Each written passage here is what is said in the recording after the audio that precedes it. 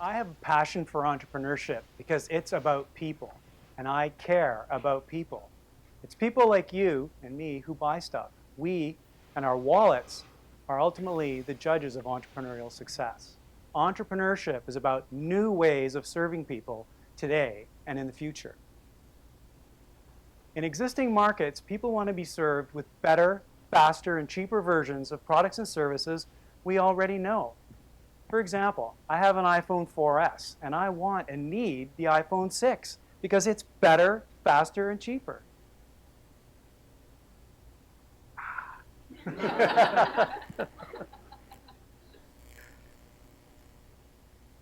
This is an existing market, and it's the place to be. And there's tons of money in existing markets. So it sounds like if you're an entrepreneur, all you need to do is make the iPhone 7.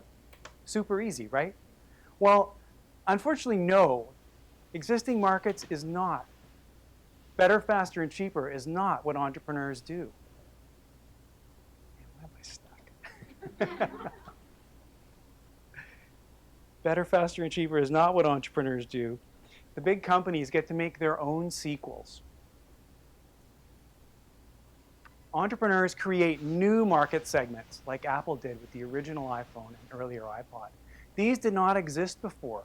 Entrepreneurs build version 1 products with the hope that people will buy the follow-on versions 2, 3, 4, and 5. This sounds very risky, and it is. Most entrepreneurs fail. Even Apple, with its immense success, very few people bought the original iPhone and iPod. So for example, how many of you bought the original iPhone? Raise your hands. Yeah, I didn't either, right? Most people bought around version 4, right? So the problem with new market segments isn't the technology. It's the people. Very few people buy version 1 of anything. So an entrepreneur's real job is finding people who care, developing a relationship with them for versions 2, 3, 4, and 5, and so on, the sequels, because that's where the money is. And now the sad part, this takes a lot of time and work. Most evidence suggests it takes 3 to 5 years for a new segment to become an existing market. And that's a long sentence, 3 to 5 years. So you better have a noble goal and a lot of passion to get through that time. Some of you will agree that this is realistic. And some of you will think, well, you'll disagree with me. But many of you will ask, but Ian, why do most of BC's billion-dollar successes, like PMC, MDA, QLT, Westport, and Botox, take longer than 5 years to get to be a big existing market? And that's because brand new markets have a huge people problem. Stuck again. Lock it up. Very few people want to buy new technology, right? So for example, people don't want to buy transistors. They want to buy transistor radios so they can listen to music and dance. So way back in 1989, I was building chips for data communications at PMC Sierra. On one hand, that was genius. We were making chips for the internet. On the other hand, there was no internet yet. The word internet hadn't been invented yet.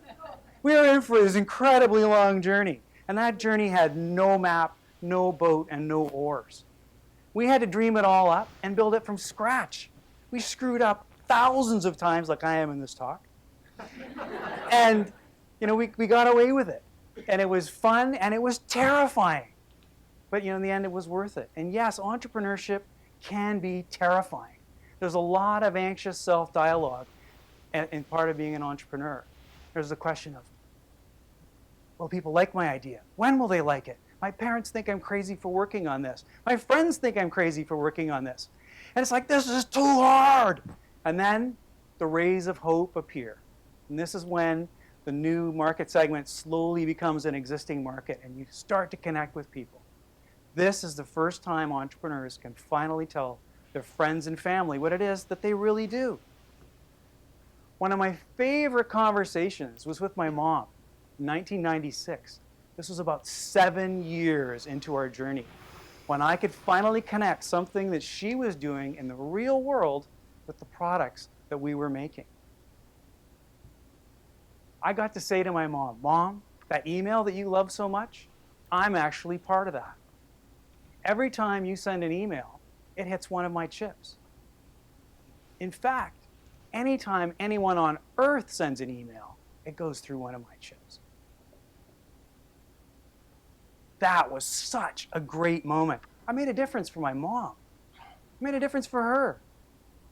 An entrepreneur made a real difference in the real world for real people. Amazing.